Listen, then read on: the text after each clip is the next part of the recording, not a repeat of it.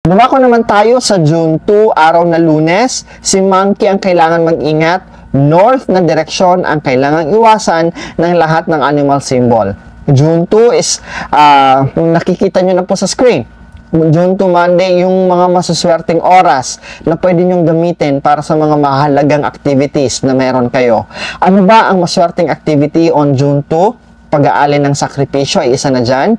Pagtatahi po ng mga lambat ng mga mangingisda natin, ng mga tatay nating mangingisda. Upang maging maswerte ang inyong lambat at maging marami ang huli palagi. Pag nagpapalaot kayo, itong araw na ito ay magandang petsa para kumpuluhin, tahiin yung lambat ninyo. Maliban pa dyan, ang susunod na mga babanggitin ko ay ang mga inauspicious or kailangang iwasan.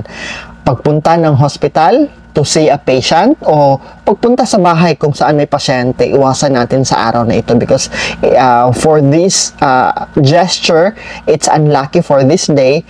Ibig sabihin, pwedeng lumala ang sakit ng pupuntahan ninyo o di naman kaya pwede kayong mahawa ng karamdaman.